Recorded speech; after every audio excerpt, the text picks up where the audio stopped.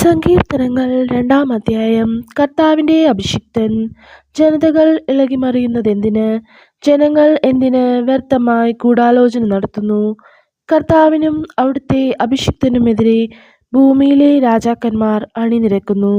ഭരണാധിപന്മാർ കൂടിയാലോചിക്കുന്നു. അവർ വെച്ച വിലങ്ങുകൾ തകർക്കാം, അവരുടെ ചങ്ങല പൊട്ടിച്ച് മോചനം നേടാം. സ്വർഗ്ഗത്തിലിരിക്കുന്നവൻ അതു കേട്ടു ചിരിക്കുന്നു. കർത്താവ് അവരെ പരിഹസിക്കുന്നു. അവിടുന്ന് അവരോട് കോപത്തോടെ സംസാരിക്കും, ക്രോധത്തോടെ അവരെ സംഭീതരാക്കും. എൻ്റെ വിശുദ്ധ പർവ്വതമായ സിയോനിൽ ഞാനാണ് എൻ്റെ രാജാവിനെ വാഴിച്ചതെന്ന് അവിടുന്ന് അരുൾചെയ്യും.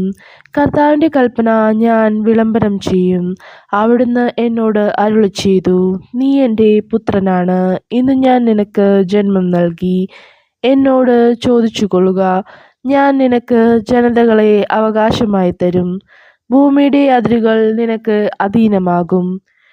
ഇരുമ്പുദണ്ഡുകൊണ്ട് നീ അവരെ തകർക്കും, മൺപാത്രത്തെ എന്ന പോലെ നീ അവരെ അടിച്ചുടയ്ക്കും. രാജാക്കന്മാരെ, വിവേകമുള്ളവരായിരിക്കുവിൻ. ഭൂമിയുടെ അധിപന്മാരെ, സൂക്ഷിച്ചുകൊള്ളുവിൻ.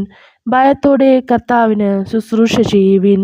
വിറയലോടെ അവിടുത്തെ പാദം ചുംബിക്കുവിൻ, അല്ലെങ്കിൽ അവിടുന്ന് കോപിക്കുകയും നിങ്ങൾ വഴിയിൽ വെച്ച് നശിക്കുകയും ചെയ്യും.